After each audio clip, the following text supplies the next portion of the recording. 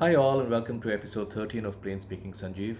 Today, I'm going to speak to you about two lovely aircraft that are less known in India. One is the McDonnell Douglas DC-10, and the other is the Lockheed Tristar. As you can see, they're both very similar aircraft. They have two engines, each on the wings, and one through the tail.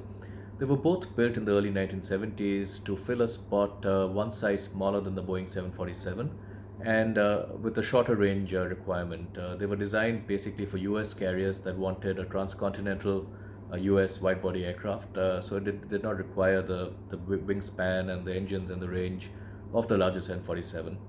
Uh, Both aircraft did okay in the market. The DC-10 did better. They sold about 380 aircraft. The TriStar sold about 240.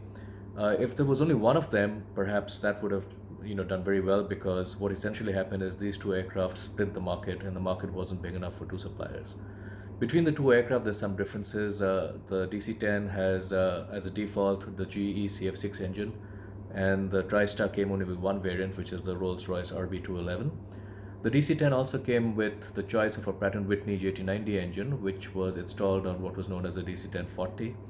Eventually, the DC-10 did better than the TriStar for a couple of reasons. Number one, the Rolls-Royce company went bankrupt and they delayed the introduction of the TriStar by about 2 years. And secondly, the choice of engines that the DC-10 had, plus the bigger wing that it had compared to the TriStar, allowed it to be expanded, or capabilities to be upgraded to fly longer range with the DC-1030 and the DC-1040. The TriStar couldn't do that. And in order to fly longer range for the TriStar, they had to shrink the body into the TriStar 500 and therefore reduce the weight and allow it to fly longer distances. But when you shrink the body, obviously you shrink the capacity both for cargo and passengers. So that filled a very small niche. Some airlines like British Airways bought it, but it never really took off, pun unintended.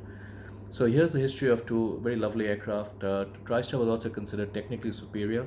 The DC-10 had problems. The TriStar never ever crashed due to a mechanical failure. The DC-10 did. But at the end of the day, the DC-10 commercially succeeded and the TriStar was an also ran. Hope you enjoyed that. See you again tomorrow. Take care.